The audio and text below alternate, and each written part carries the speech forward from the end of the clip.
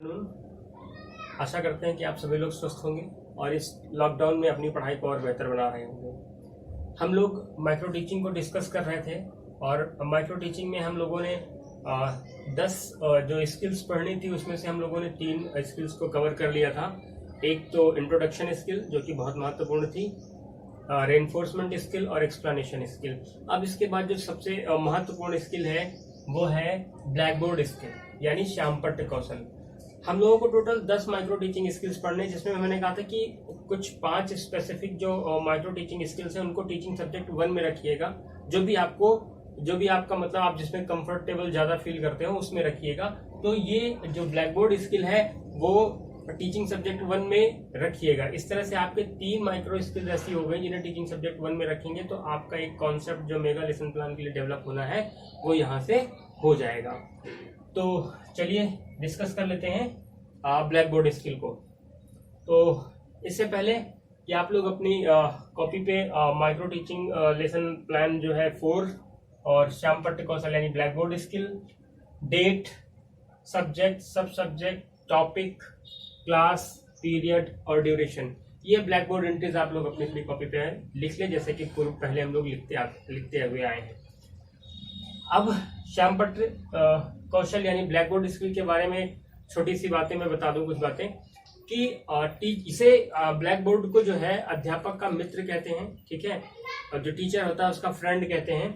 इसलिए कहते हैं कि यहीं के इसी ब्लैक बोर्ड के माध्यम से अध्यापक अपने ज्ञान को प्रभावी ढंग से प्रस्तुत कर बच्चों तक प्रेषित करता है।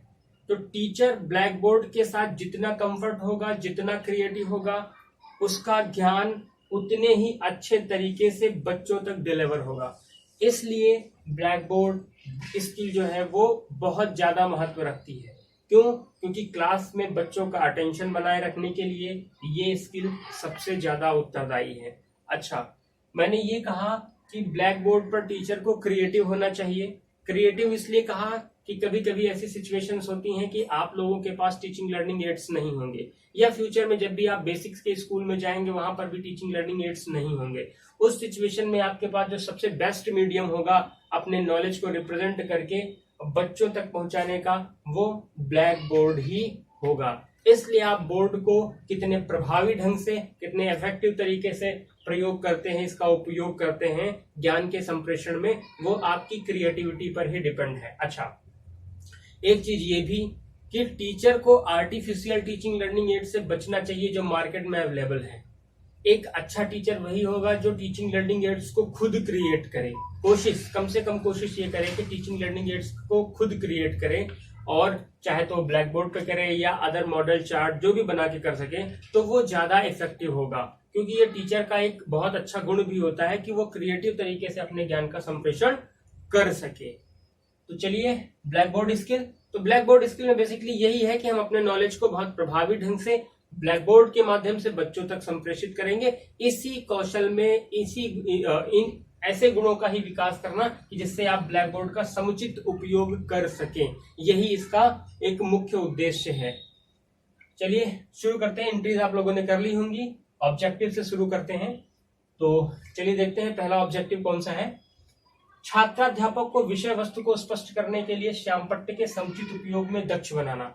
मीन्स आप लोगों को विषय वस्तु को स्पष्ट करने के लिए श्यामपट्ट के समुचित उपयोग में, ठीक है, हम ब्लैक बोर्ड का यथोचित समुचित उपयोग कर सकें, इसमें आपको दक्ष बनाना, ये इस एबिलिटी को डेवलप करना कि आप ब्लैक बोर्ड को अच्छे से यूज कर सकें। ये इसका ऑब्जेक्टिव है आप में कि आप ब्लैक बोर्ड को ज्ञान के प्रस्तुतिकरण में, नॉलेज को बच्चों तक नॉलेज को पहुंचाने के लिए इस मीडियम का अच्छे से प्रयोग कर सकें। इस एबिलिटी को डेवलप करना इसका पहला ऑब्जेक्टिव है। द नेक्स्ट वन, छात्राध्यापक को विषय वस्तु पर छात्रों का ध्यान केंद्रित करने के लिए श्यामपट्ट के उपयोग में दक्ष बनाना। देखिए, मैंने अभी उसी क्रिएटिविटी की बात करी थी कि टीचर को थोड़ा सा क्रिएटिव होना चाहिए।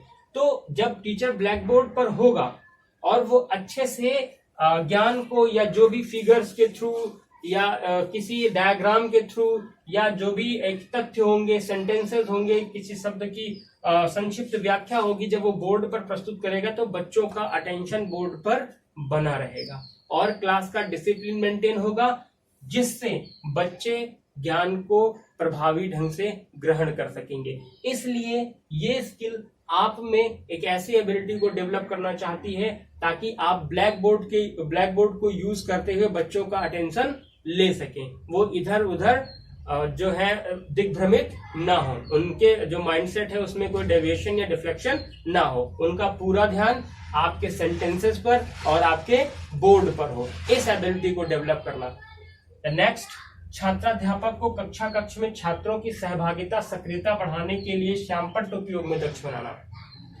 देखिए, बच्चे इंटरैक्ट करें, इस एबिलिटी को डेवलप करना कि ब्लैक बोर्ड के थ्रू आप बच्चों के साथ इंटरैक्ट कर सकें, इस एबिलिटी को डेवलप करना इसका एक ऑब्जेक्टिव है। कैसे इंटरैक्ट करेंगे? मान लीजिए हमने यहाँ पर मैचिंग दे दी या हमने कोई गेम पजल दे दी, कुछ गेम करा दिया, तो क्या हुआ, बच्चे उसी टॉपिक से रिलेटेड, जिस टॉपिक को हम पढ़ा रहे हैं, हमने मैचिंग दे दी, मैचिंग करा ली बच्चों से, तो बच्चे इंटरैक्ट, सक्रिय करेंगे, उनको एक्टिव करेंगे। इसके थ्रू, ब्लैक बोर्ड के थ्रू। हमने यहाँ पर मैचिंग दे दी, हमने बच्चों से पूछा कि भाई चलिए बताइए, फर्स्ट नंबर जो है कॉलम ए का जो फर्स्ट नंबर है वो कॉलम बी के किस नंबर के साथ मैच होगा।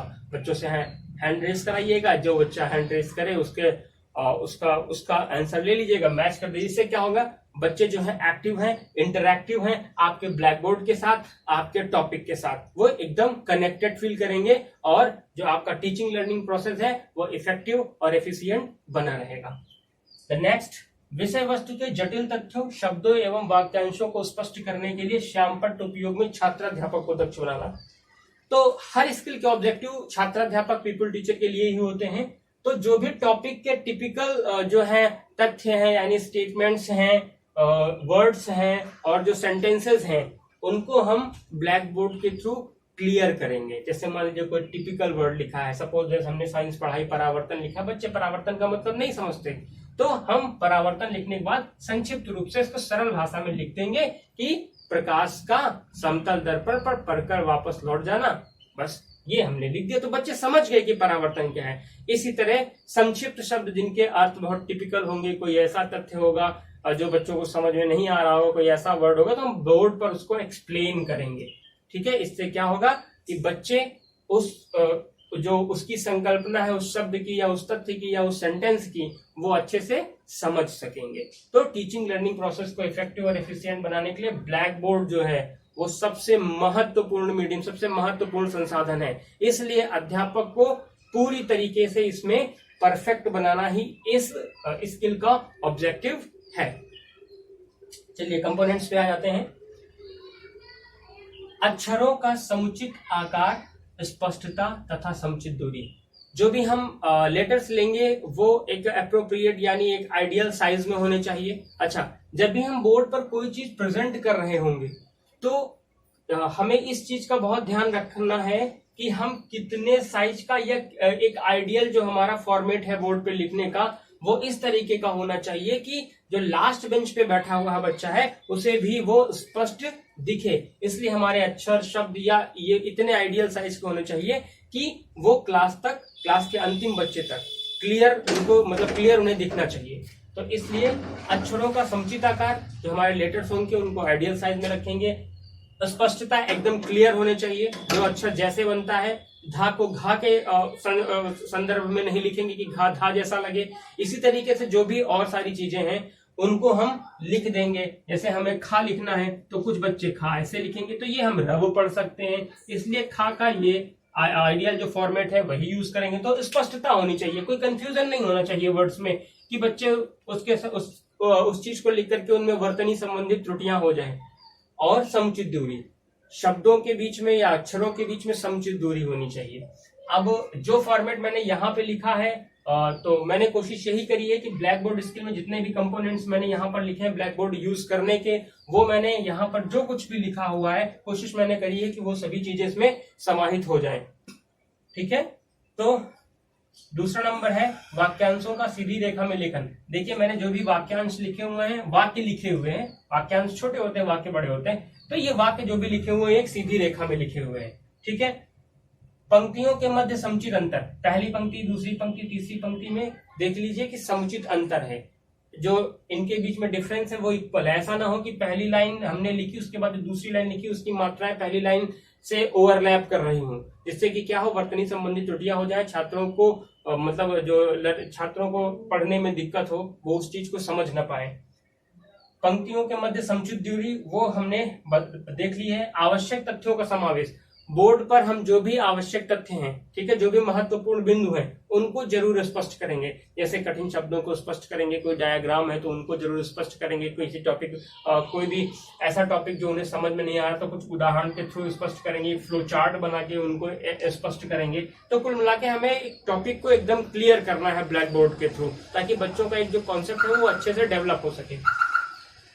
नेक्स्ट, उचित रेखा चित्रों का प्रयोग। हम बोर्ड पर जो भी मतलब उस टॉपिक से रिलेटेड जो भी हमारे पास फिगर्स हैं, फ्लो चार्ट्स हैं, उनको हम जरूर ड्रा करके बच्चों को बताएंगे, ताकि उनके दिमाग में उस टॉपिक को लेकर के जितने भी कंफ्यूजन हैं या जो कुछ भी उनके डाउट्स हैं वो एकदम क्लियर रहें। क्योंकि किसी साहित्य को पढ़ना या किसी भी केवल ऐसे थ्योरेटिकल पढ़ लेना वो दिमाग में ज्यादा देर तक स्थायी नहीं रहता है। अगर वो फिगर से समझ लिया जाए तो वो अधिक दिनों तक स्थायी रहता है और वो इतनी जल्दी निष्प्रभावी नहीं होता है। द सिक्स, ध्यान केंद्रीकरण मीन्स, मैंने पहले ही बताया कि बच्चों का पूरा अटेंशन अगर आपको लेना है तो बोर्ड पर आपको क्रिएटिव होना पड़ेगा। आप जितने क्रिएटिव तरीके से अपने नॉलेज को रिप्रेजेंट करेंगे बोर्ड पर, बच्चे उतने ही अटेंशन से, उतने ही अवधान से उस ज्ञान को ग्रहण करने के लिए एक्टिव रहेंगे। अगर आप बोर्ड का कम यूज कर रहे हैं, बोर्ड पर उनको जो भी फिगर जो भी टॉपिक क्लियर कर रहे हैं हम उस पर ना फिगर का यूज कर रहे हैं, सिंपली केवल एक्सप्लेनेशन किए जा रहे हैं, तो वो इतना इफेक्टिव टीचिंग नहीं होगी। इसलिए ब्लैक बोर्ड का हमें क्रिएटिव तरीके से यूज करना है। तो ये थे इसके ऑब्जेक्टिव्स और कंपोनेंट्स। चलिए अब आगे प्रेजेंटेशन पे आते हैं।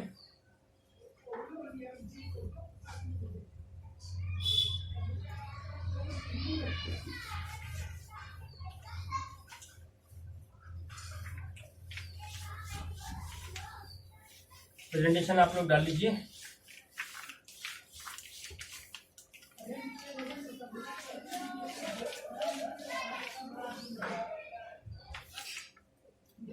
चलिए भाई प्रेजेंटेशन पे आते हैं। तो प्रेजेंटेशन डाल लीजिए, मैं प्रेजेंटेशन नहीं डालूंगा क्योंकि ब्लैक बोर्ड थोड़ा सा मेरा बोर्ड जो है वो छोटा पड़ जाता है तो क्लियर हो नहीं पाता।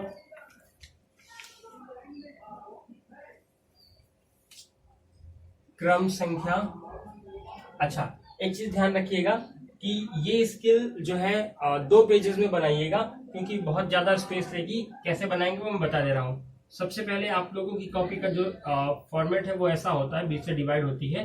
तो एक काम करेंगे कि जैसे ये क्रम संख्या वाला कॉलम हो गया, मैं यहाँ पर ज्यादा नहीं लिखूंगा, अपने लिए ब्लैक बोर्ड के लिए जगह बचा के रखूंगा। फिर आप लोगों ने, मैंने कहा था कि ये जो व्याख्या कौशल और ब्लैक बोर्ड स्किल एक दूसरे से कनेक्टेड है, ठीक है। जो भी हम एक्सप्लेन करेंगे उसे हम बोर्ड पर प्रेजेंट करेंगे। तो जो आपने इससे पहले एक्सप्लेनेशन स्किल पढ़ी है उसका जो प्रेजेंटेशन है वो सेम एज इट इज यहाँ पर कॉपी पेस्ट करना है, उसमें कोई भी चेंजेस नहीं करने हैं, ठीक है। केवल हम इसमें एक ब्लैक बोर्ड का कॉलम इंक्लूड कर लेंगे एज इट इज, उसको बाकी सारा एज इट इज कॉपी कर लेंगे। तो यहाँ पर हम लोगों ने जो बनाया था एक्सप्लेनेशन स्किल का जो बनाया था उसमें यहाँ पर था शिक्षण बिंदु, यहां पर था शिक्षण बिंदु, उसके बाद यहां पर था छात्र छात्राध्यापक क्रियाएं, छात्राध्यापक क्रियाएं, और फिर यहां पर था छात्र क्रियाएं।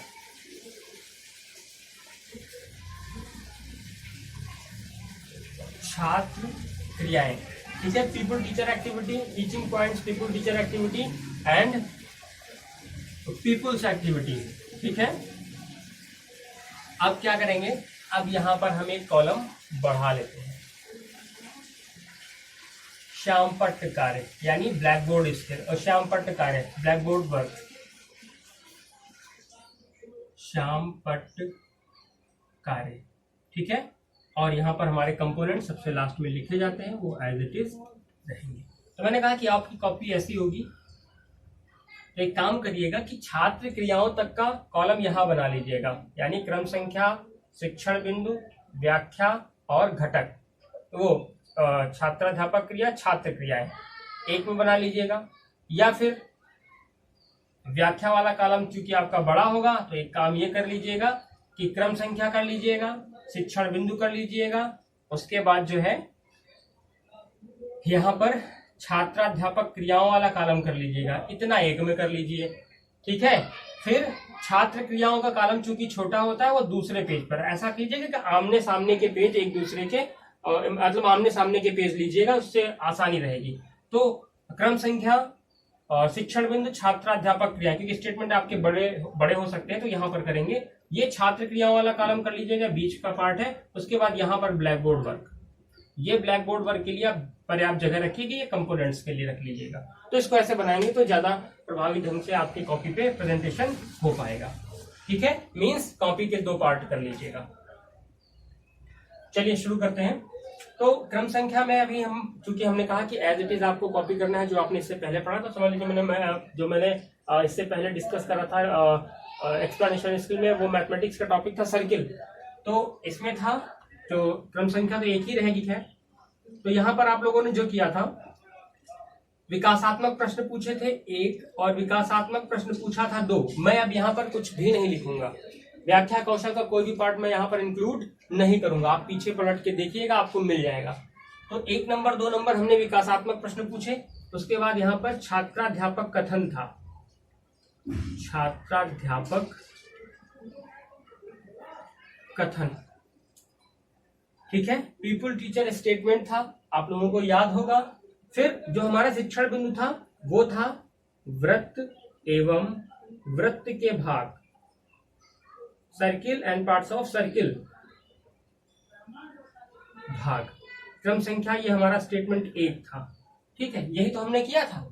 यहां पर हमने क्या एक्सप्लेन किया था, वृत्त को एक्सप्लेन किया था, वृत्त के केंद्र को एक्सप्लेन किया था, त्रिज्या, व्यास, त्रिज्या, व्यास, परिधि। सीक्वेंस में मैं नहीं लगा रहा हूं, सीक्वेंस आपने जैसा रखा होगा वैसा रख लीजिएगा, कोई दिक्कत की बात नहीं है। अच्छा, ये सीक्वेंस ले ही लेते हैं अच्छा फिलहाल, लेकिन आप लोग जो सीक्वेंस में रखे होंगे वही रखिएगा।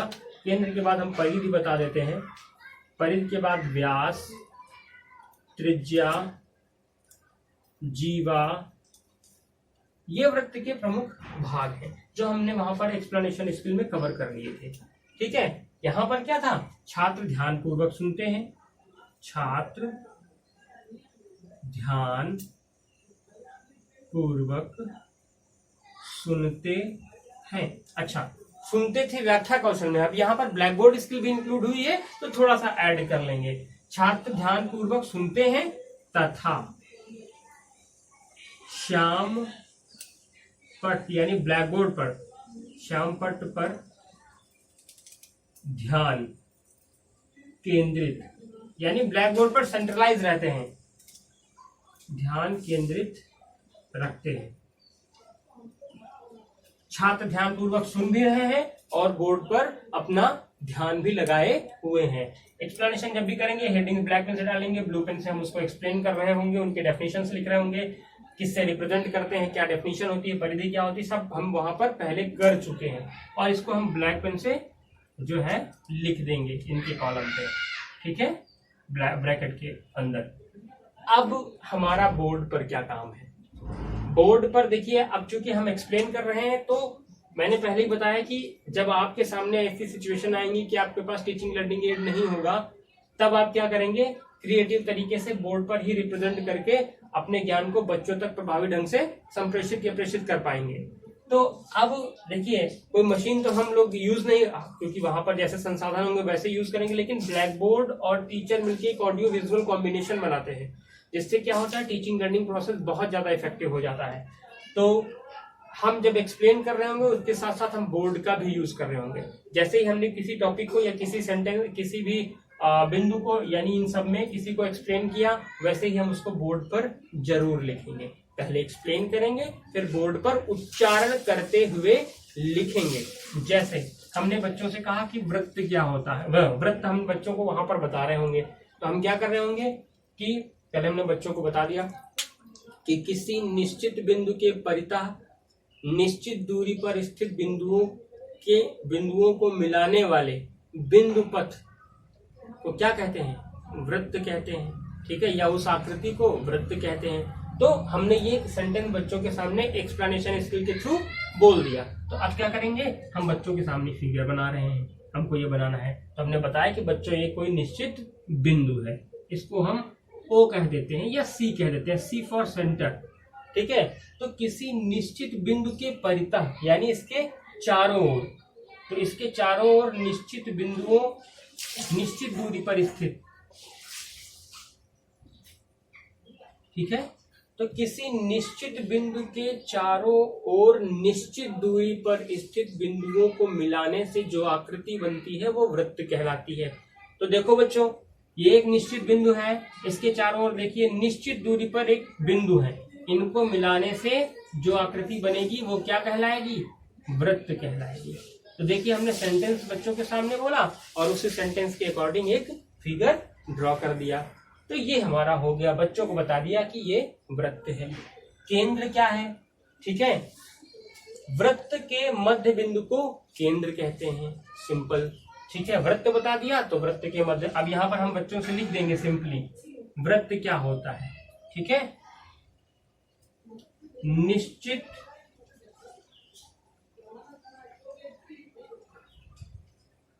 एक मैं लिख के बता दे रहा हूं, बाकी आप लोग लिख लीजिएगा। निश्चित बिंदु के परितः निश्चित दूरी पर,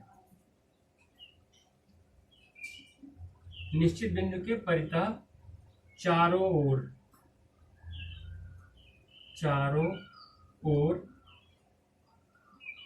निश्चित बिंदु के परितः चारों ओर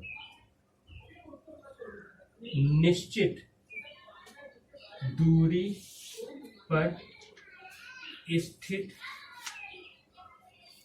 बिंदुओं को मिलाने से निर्मित आकृति, ये हमने लिख दिया। वो क्या है, वृत्त है। ठीक है, तो इस निश्चित बिंदु के चारों ओर जब भी हम निश्चित दूरी पर बिंदु होंगे तो वो सर्किल का ही शेप लेंगे, ये डेफिनेट है। ठीक है, तो हमने ये वृत्त को बताया और डेफिनेशन दी, जैसे हम एक्सप्लेन कर रहे थे, हमने एक्सप्लेन करने के बाद फिगर बताया और मैंने उसको उच्चारण करते हुए लिख देंगे। जब भी हम बोर्ड पर कुछ भी लिखेंगे तो उसका उच्चारण करते हुए, प्रोनाउंसिएट करते हुए लिखेंगे। ऐसा नहीं कि हमने पहले एक्सप्लेन कर दिया उसके बाद फिगर साइलेंटली लिख रहे हैं। इससे क्या होगा, बच्चों का अटेंशन ब्रेक हो जाएगा, उनका ध्यान इधर उधर जा सकता है। इसलिए हम उस सेंटेंस को बोलते रहेंगे। अच्छा, 2-3 बार जब वो चीज रिवाइज हो जाएगी तो बच्चों के दिमाग में वो बैठ जाएगी। इसलिए हम जब भी बोर्ड पर कुछ भी लिखेंगे तो हम उसको प्रोनाउंसिएट करते हुए लिखेंगे। तो ये हमने लिख दिया।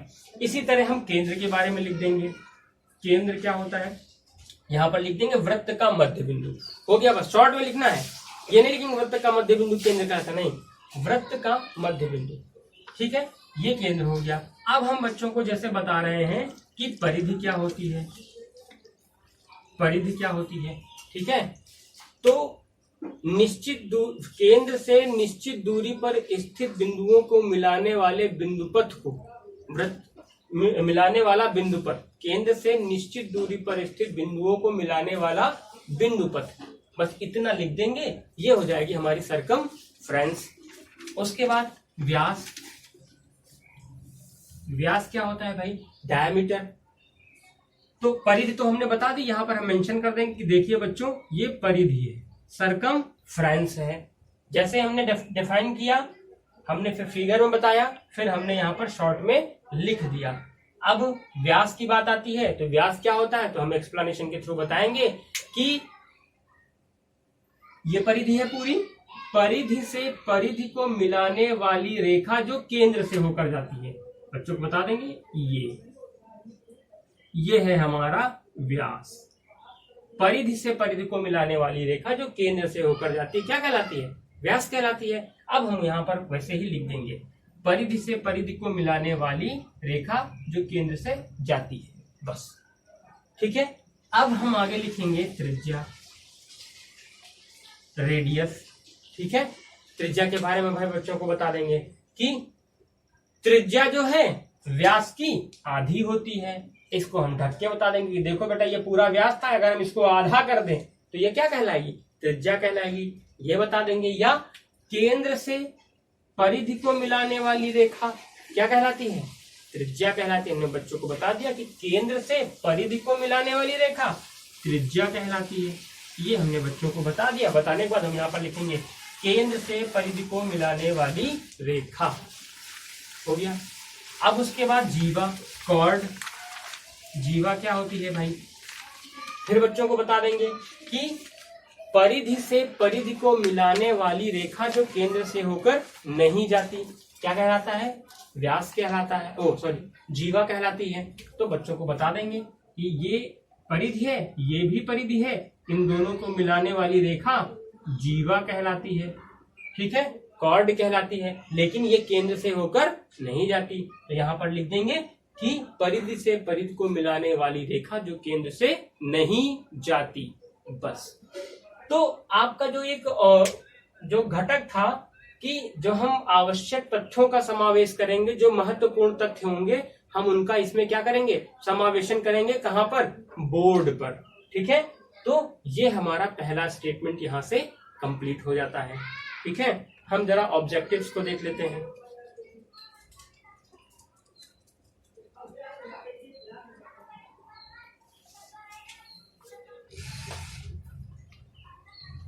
चलिए वो सॉरी कंपोनेंट्स को लगा लेते हैं। कंपोनेंट्स हम इसी स्टेटमेंट्स के साथ लगा के चलेंगे, तभी वो हमारे अच्छे तरीके से हो पाएंगे, क्योंकि आगे बहुत टॉपिक लंबा हो जाएगा।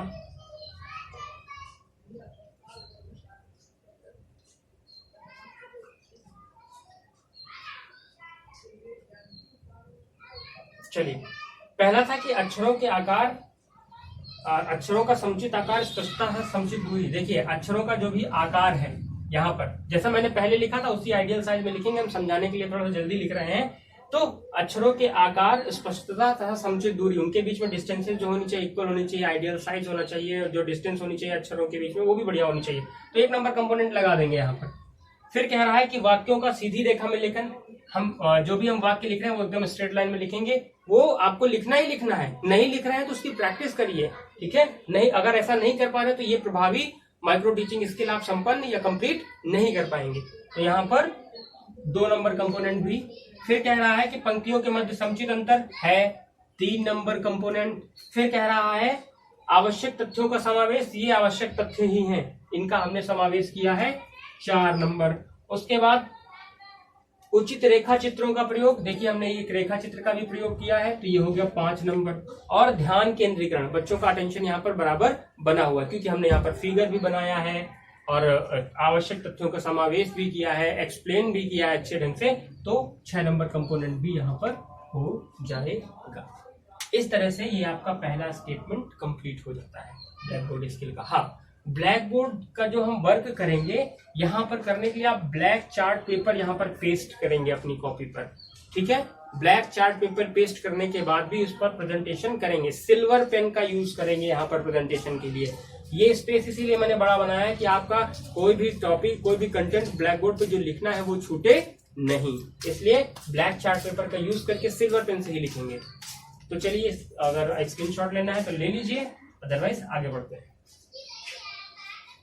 ओके, तो ये पहला हमारा जो स्टेटमेंट था वो कंप्लीट हो गया।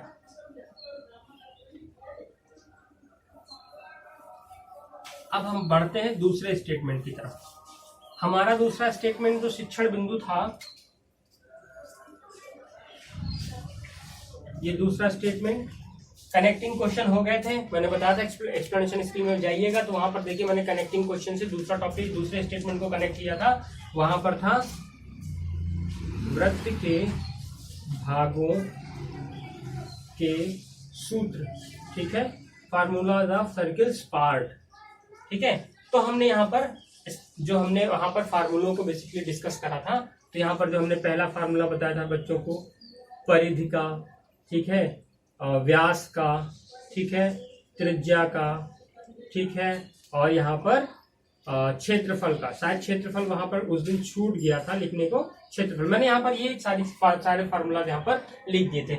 इसे एज इट इज यहाँ पर बोर्ड पर भी हम लिख देंगे, ब्लैक चार्ट पेपर पेस्ट करने के बाद सिल्वर पेन से ही लिखेंगे। तो अब यहाँ पर परिधि का सूत्र क्या था भाई, जो हमने वहां पर लिखा था एज इट इज यहाँ पर भी लिख देंगे 2πr।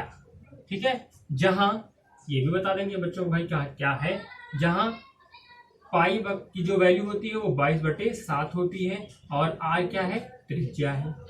ठीक है, हो गया। अब उसके बाद जो दूसरा फार्मूला था वो व्यास का था। व्यास को काहे से रिप्रेजेंट करते हैं, ब्रैकेट में दिखा देंगे। व्यास बराबर 2 गुणे त्रिज्या, 2 गुणे त्रिज्या, त्रिज्या का मतलब आर। ये फार्मूला हमने बच्चों को बता दिया। फिर अगला था त्रिज्या, त्रिज्या यानी आर, इसका क्या था 2 गुणे व्यास, व्यास मतलब डायमीटर, 2 इंटू डायमीटर। फिर क्या था क्षेत्रफल, क्षेत्रफल यानी एरिया, एरिया का फार्मूला होता है पाई आर स्क्वायर। यहां पर भी लिख देंगे, देखो पाई आर बच्चों को डिस्क्राइब कर देंगे, देखो पाई बटा 22/7 होता है, आर ये होता है। तो हमने ये ब्लैक बोर्ड वर्क यहाँ पर कर लिया। स्टेटमेंट के सामने जो स्टेटमेंट होगा टीचर का, उसी के जस्ट सामने ये प्रेजेंटेशन होगा। कंपोनेंट्स लगा लेते हैं, सारे कंपोनेंट्स वही होंगे, केवल हमने यहाँ पर फिगर का यूज नहीं किया है, इसलिए 5 नंबर कंपोनेंट, संभवतः 5 नंबर कंपोनेंट है, उसका हम लोग यूज नहीं करेंगे। यस, 5 नंबर कंपोनेंट्स का हम यूज नहीं करेंगे, बाकी सारे कंपोनेंट्स वैसे हैं, 1 2 3 4 और 6 नंबर का। तो ये मैथ्स का ब्लैक बोर्ड स्किल यहाँ पर कंप्लीट होता है। अब हम साइंस का ब्लैक बोर्ड स्किल देख लेते हैं, और बायो का भी एज इट इज बनेगा, इसलिए हम केवल मैथ और साइंस का देख रहे हैं, क्योंकि जैसे साइंस में बनेगा वैसे ही बायो में बनेगा, सब में एक ही जैसा बनेगा, कोई दिक्कत की बात नहीं है।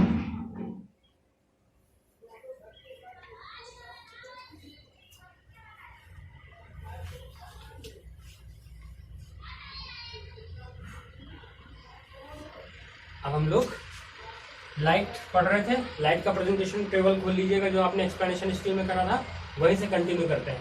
तो देखिए डेवलपमेंटल हम लोगों ने क्वेश्चन कर लिए थे, उसके बाद जो छात्राध्यापक कथन था उसमें शुरुआत हमने करी थी प्रकाश से। यहाँ पर जो शिक्षण बिंदु था प्रकाश एवं उसके गुण, ये था, ठीक है, light and characteristics of light. और यहाँ पर प्रकाश था, उसके बाद प्रकाश के गुण या विशेषताएं जो भी हो, ठीक है, ये हो गया। तो मैंने प्रकाश में डिस्कस कर लिया था कि प्रकाश क्या होता है। प्रकाश एक प्रकार की ऊर्जा है जो हमारी आंखों में संवेदना उत्पन्न करती है या विद्युत चुंबकीय तरंगों के रूप में चलती है, ये हमने यहाँ पर डिस्क्राइब कर दिया था। उसके गुणों को हमने 1 2 3 4 5 जो भी कैरेक्टरिस्टिक्स आपने लिखी होगी, मैंने कहा था देख के लिख लीजिएगा। प्रकाश सीधी रेखा में गमन करता है, प्रकाश विद्युत चुंबकीय तरंगों के रूप में चलता है, या बंडलों के रूप में जिसे फोटान कहते हैं उस रूप में चलता है, उस रूप में हम तक प्राप्त होता है, ठीक है। तो ये सारी चीजें हम यहाँ कैरेक्टरिस्टिक्स में लिख लेंगे। ये हमारा ब्लैक बोर्ड का वर्क था। यहाँ पर फिर से वही काम छात्र ध्यान पूर्वक सुनते हैं, है ना, वो तो वही रहेगा। छात्र ध्यान, मैंने कहा एज इट इज इसको वहां से कॉपी करना, ध्यान पूर्वक सुनते हैं। अब एक चीज चूंकि बोर्ड यूज कर रहे हैं तो वही चीज, तथा श्याम पट्ट पर यानी बोर्ड पर, पट्ट पर ध्यान केंद्रित रखते हैं। क्लियर हो गया, ये हो गया। अब ये तो एज इट इज था, इसमें तो हमें कुछ करना ही नहीं क्योंकि हम ये पहले कर चुके हैं। तो हमें अब बोर्ड में प्रेजेंट करना है, ठीक है। तो हमें क्या करना है, जो यहाँ पर लिखा था उसके जो मुख्य मुख्य अंश हैं उसे हम बोर्ड पर स्थान देंगे। हमने बच्चों को क्या बताया, प्रकाश एक प्रकार की ऊर्जा है जो हमारी आंखों पे संवेदना उत्पन्न करती है, जिसकी उपस्थिति हम वस्तुओं को देख पाने में सक्षम होते हैं। तो यहाँ पर हम प्रकाश के बारे में लिख देते हैं थोड़ा सा। हमने स्टेटमेंट दिया, हमने मतलब स्टेटमेंट दिया, स्टेटमेंट के बाद अब हम बोर्ड की तरफ मूव करेंगे और लिखेंगे प्रकाश। यहाँ पर लिखेंगे एक प्रकार की ऊर्जा जो आंखों में संवेदना सेंसेशन संवेदना उत्पन्न करती है। ठीक है, तो हमने ये सिंपली बच्चों को बता दिया। ठीक है, आप अब कैरेक्टरिस्टिक में आप जब लिखेंगे तो वहां पर लिख दीजिए कि प्रकाश की उपस्थिति में हम वस्तुओं को देख पाने में सक्षम होते हैं, उसको वहां कर दीजिएगा। ठीक है, अब यहीं पर हम गुणों की बात करेंगे। ठीक है, तो जैसे हमने लिख दी बता दिया कि प्रकाश सरल रेखा में गमन करता है, तो हमने जैसे यहाँ पर लिखा तो यहाँ पर लिखेंगे विशेषताएं। गुण लिखा है तो गुण लिख दीजिएगा, विशेषताएं लिखा है तो विशेषताएं लिख दीजिए, गुण लिख दीजिए, प्रकाश के गुण लिख दीजिएगा या विशेषताएं लिख दीजिएगा।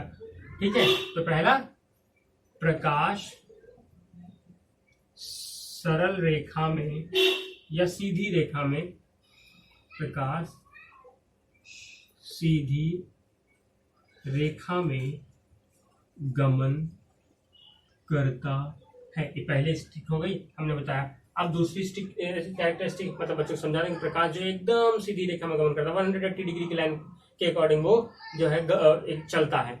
अब दूसरा हम बच्चों को बता देंगे कि प्रकाश विद्युत चुंबकीय तरंगों के रूप में चलता है, तो हम यहाँ पर वो स्टेटमेंट लिख देंगे।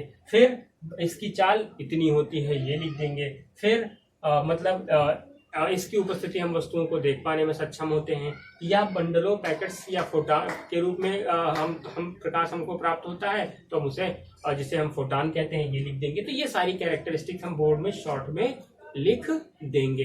पहले बोलेंगे जब बच्चों के सामने मतलब एक्सप्लेनेशन स्किल के थ्रू हम बच्चों को क्लियर करेंगे, उसके बाद बोर्ड पर बोल बोल कर लिखेंगे। ऐसा नहीं है कि हम पहले एक्सप्लेन कर चुके हैं तो दोबारा क्यों बोले। हमने कहा जितनी ज्यादा बार आप इसको रिवाइज करेंगे बच्चों के दिमाग में वो उतने ही ज्यादा दिन तक स्थायी रहेगा, और मतलब एक जो नॉलेज होगा वो स्टेबल होगा। इसलिए पहले एक्सप्लेनेशन के थ्रू फिर बोलते हुए बोर्ड पर लिखेंगे, ताकि बच्चों के दिमाग में वो स्टेबिलिटी वो नॉलेज जो है स्टेबल हो जाए। तो इस तरह से हम उसकी कैरेक्टरिस्टिक्स को भी यहाँ पर एक्सप्लेन कर देंगे शॉर्ट में। ठीक है, अब हम जब यहाँ पर कंपोनेंट्स लगाएंगे तो आपको कंपोनेंट्स पता है। ठीक है, देखिए इसमें मैंने किसी फिगर का यूज नहीं किया है, तो बाकी सब कुछ तो वही रहेगा, सिर्फ 5 नंबर कंपोनेंट नहीं रहेगा। क्लियर? तो ये हमारा स्टेटमेंट 1 हो गया। मैंने कहा था मिनिमम 2 स्टेटमेंट रखें एक्सप्लेनेशन स्किल में, उसी के अकॉर्डिंग हम ब्लैक बोर्ड स्किल बनाएंगे। आई होप आपको समझ में आ गया होगा। सेकंड स्टेटमेंट को कवर करके हम इसको फिनिश करते हैं। ओके,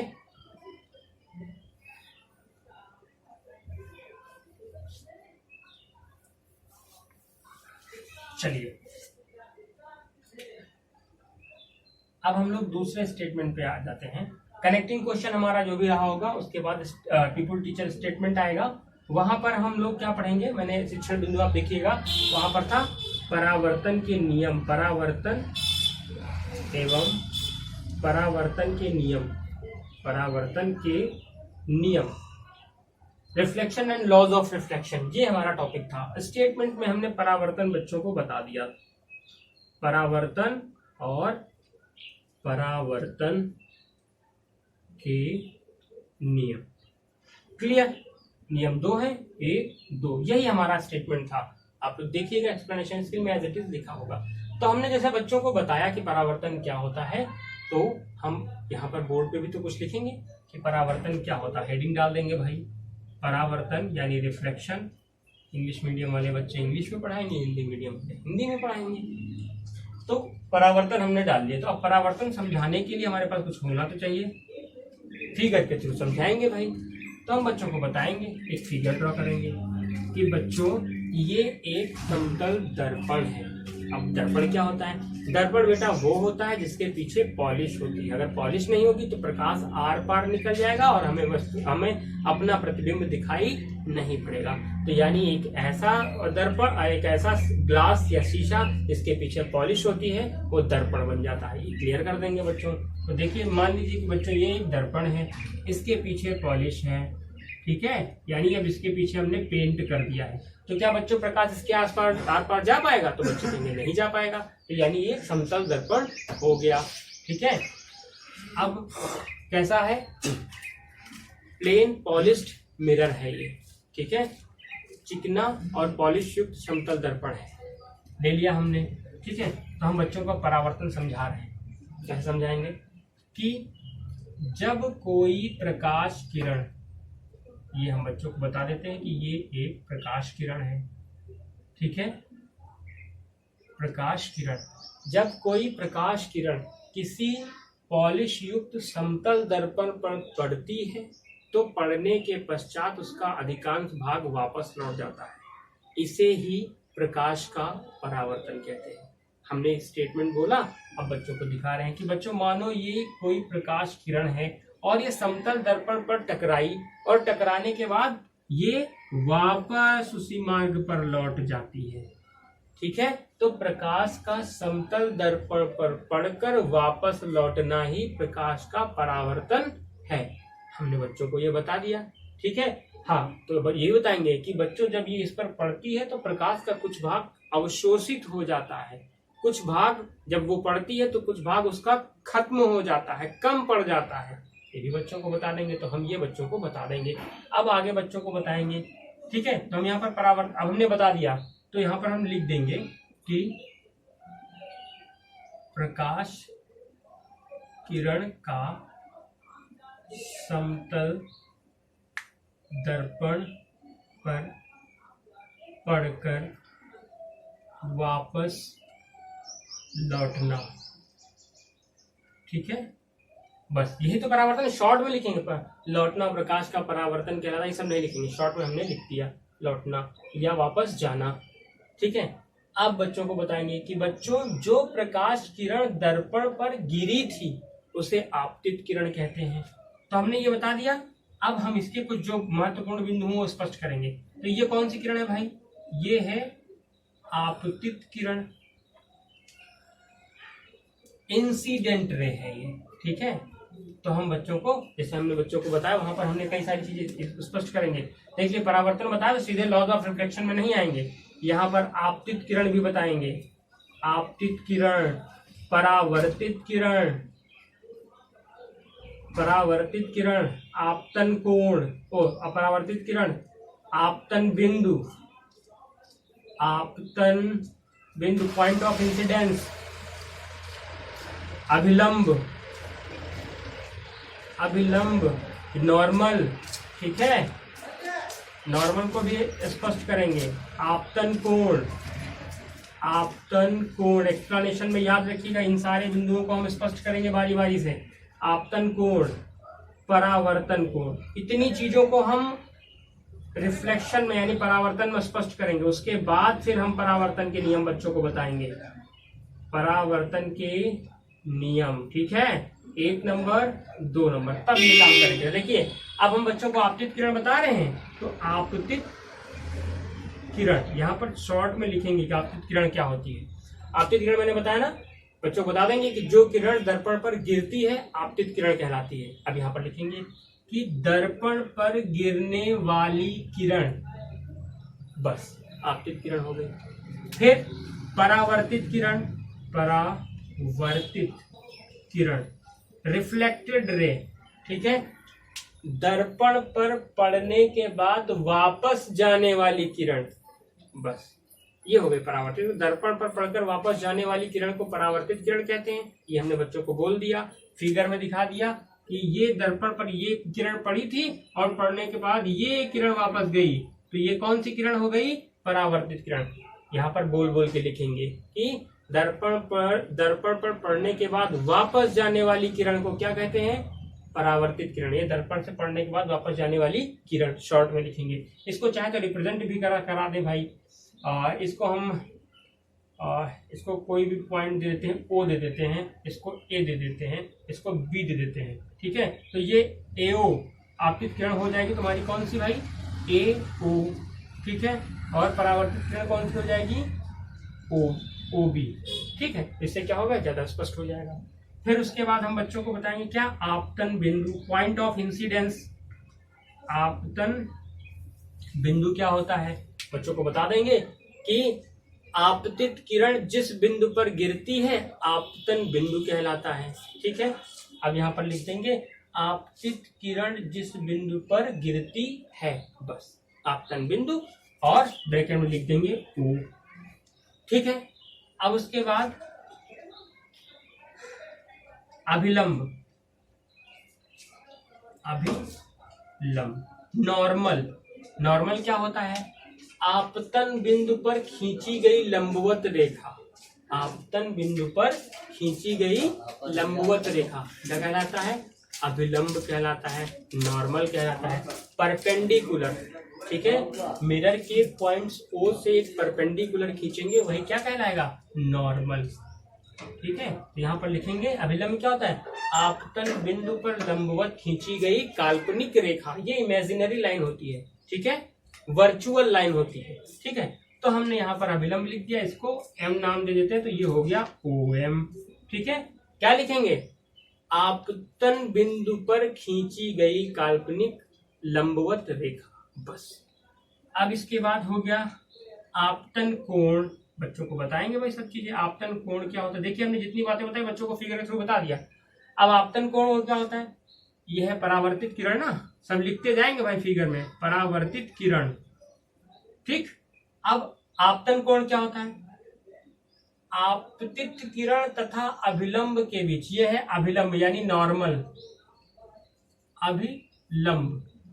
तो आपतित किरण और अभिलंब के बीच बना कोण आई, ये क्या कहलाता है? आपतन कोण कहलाता है। तो यहां पर लिखेंगे आपतित किरण तथा अभिलंब के बीच बना कोण, बस यहां पर एंगल आई हो गया। फिर परावर्तन, आपतन कोण हो गया, परावर्तन कोण, परावर्तन कोण। बच्चों को बता देंगे कि परावर्तित किरण तथा अभिलंब के बीच बने कोण को परावर्तन कोण कहते हैं, इसे आर से व्यक्त करते हैं, ये बता दिया। यहाँ पर क्या लिखेंगे?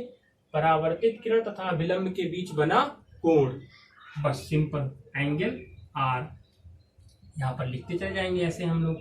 ठीक है, आप ऑडियो के माध्यम, ऑडियो में सुन लीजिएगा कि क्या मैं बोल रहा हूं, आपको वही लिख देंगे। ठीक है, ये हमने इस फिगर के थ्रू सब कुछ एक्सप्लेन कर दिया परावर्तन के बारे में। अब परावर्तन के नियम, परावर्तन के नियम बच्चों को बताएंगे, 1 नंबर 2 नंबर। तो पहला नियम बच्चों को बताएंगे कि आपतित किरण यानी इंसिडेंट रे, परावर्तित किरण रिफ्लेक्टेड रे, और आपतन बिंदु, ये है आपका आपतन बिंदु, पॉइंट ऑफ इंसिडेंस। ठीक है, आपतन बिंदु तीनों एक ही तल में होते हैं। ये भी एक प्लेन है ना, तो incident ray, reflected ray and point of incidence are in the same plane, एक ही तल में होते हैं। देखिए ये एक तल है, तो आपतित किरण भी यहाँ पर है, परावर्तित किरण यहीं से शुरू हो रही है और आपतन बिंदु यहीं पर है, तो तीनों एक ही तल में होते हैं। एक्सप्लेन कर दिया और लॉ लिख दिया बोल बोल के।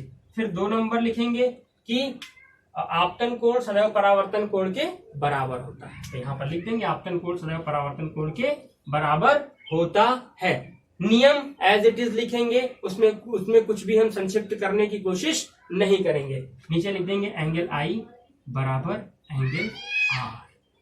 ये आपका प्रेजेंटेशन साइंस का हो गया। ऐसे ही हम प्रेजेंटेशन बायो को कर देंगे। कंपोनेंट्स लगा लेते हैं। देखिए 1 2 3 4 सही हमने फिगर का यूज कर लिया, इसलिए 5 नंबर कंपोनेंट भी यहाँ पर एप्लीकेबल है। तो इस तरह से हमारे ये साइंस की ब्लैक बोर्ड स्किल कंप्लीट हो जाती है। हाँ, अब इसके बाद बचेगी निरीक्षण तालिका, ऑब्जर्वेशन टेबल। इसके लिए आप इंट्रोडक्शन स्किल देखिए, वहां पर मैंने ऑब्जर्वेशन टेबल बना के बताई है। तो इसके जस्ट बाद एक निरीक्षण तालिका बनाएंगे उसी फॉर्मेट पे, और समालोचना के लिए भी जगह छोड़ेंगे। सभी स्किल्स में निरीक्षण तालिका बननी है और समालोचना लिखी जानी है। फिर मैंने ये कहा कि मैं जो यहाँ पर बता रहा हूँ इसे कॉपी करने की कोशिश ना करें, आप किसी नए टॉपिक पर बनाएंगे। मैंने अभी कहा था ना कि टीचर को ज्ञान मतलब टीचर को नॉलेज होने के साथ साथ क्रिएटिव भी होना चाहिए। अगर आप एज इट इज कॉपी कर लेंगे तो आपकी जो अध्यापन क्षमता है या जो शिक्षण के कौशल का जो हम विकास करना चाहते हैं वो नहीं हो पाएगा। आप एज इट इज कॉपी कर लेंगे तो फिर जिन गुणों का मैं विकास करना चाह रहा हूँ या यही कौशल विकास करना चाह रहे हैं उनका विकास आप में नहीं होगा। तो मैं सजेस्ट यही कर रहा हूँ कि आप लोग इन टॉपिक्स को कॉपी ना करके इनके किसी और टॉपिक पर बनाए तो वो ज्यादा प्रभावी होगा और आप में उस गुण का विकास भी होगा कि आप एक लेसन प्लान या माइक्रो टीचिंग स्किल को बनाने में ज्यादा समर्थ हो पाएंगे, ज्यादा कैपेबल हो पाएंगे। आशा करते हैं आपको सब कुछ समझ में आ गया होगा। निरीक्षण तालिका यानी ऑब्जर्वेशन टेबल बना लीजिएगा उसके बाद नीचे समालोचना के लिए स्पेस छोड़ दीजिएगा। किसी भी तरह के डाउट के लिए कमेंट बॉक्स में आके क्वेश्चन या क्वेरी कर सकते हैं। Thank you, all the best.